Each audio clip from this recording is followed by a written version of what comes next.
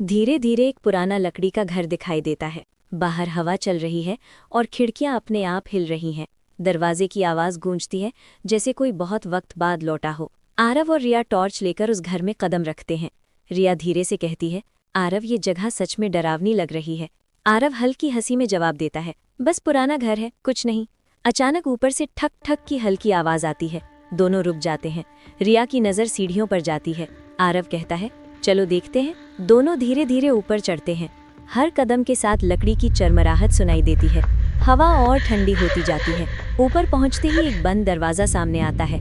बाकी सब दरवाजे खुले हैं, पर ये एक जंग लगा हुआ बंद पड़ा है। आरव दरवाजे का हैंडल घुमाने की कोशिश करता है, पर हिलता नहीं। तभी एक हल्की फुसफुसाहट सुनाई देती है, जाओ, दूर रहो। रिया की आंखें फैल जाती हैं। वो डर से टॉर्च गिरा देती है।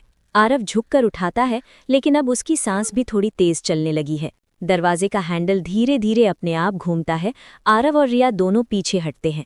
टॉर्च की रोशनी कांप रही है। दरवाजे के नीचे से किसी की परछाई चलती हुई दिखती है।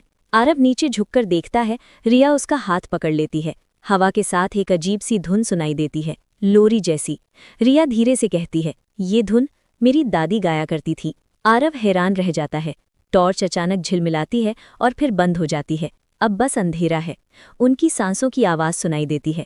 अचानक दरवाज़ा अपने आप कर्र की आवाज़ से खुलता है। ठंडी हवा चेहरे पर लगती है। रिया जैसे किसी जादू में बंधी हो, आगे बढ़ने लगती है। हवा में वही फुसफुसाहट दोबारा आती है, रिया, अंदर आओ। आरव झटके से उसका हाथ पकड़ता है और खींचकर नीचे की तरफ भागता है। दोनों भागते हुए सीढ़ियाँ उतरते हैं। पीछे दरवाज़ा जोर से ठड की आवाज़ के साथ बंद हो जाता है। दोनों दरवाज़ा पार करते ही बाहर निकलते हैं। रिया कांप रही है, सांसें भारी हैं। आरव पीछे मुड़कर घर की ओर देखता है। सब कुछ फिर से शांत है। वो नीचे देखता है, उसके हाथ में रिया का फ़ोन है। उसकी आंखें फैल जाती हैं। रिया उसकी ओर देखती है, उलझी हुई। हवा दोबारा चलती है। आरव धीरे से कहता है, जब वो आवाज़ आई थी, तुम्हारा फ़ोन मेरे पास था। कैमरा धीरे धीरे ऊपर खिड़की की ओर बढ़ता है। अंदर पर्दा हिलता है और एक सफ़ेद हाथ कांच के पीछे सरकता है।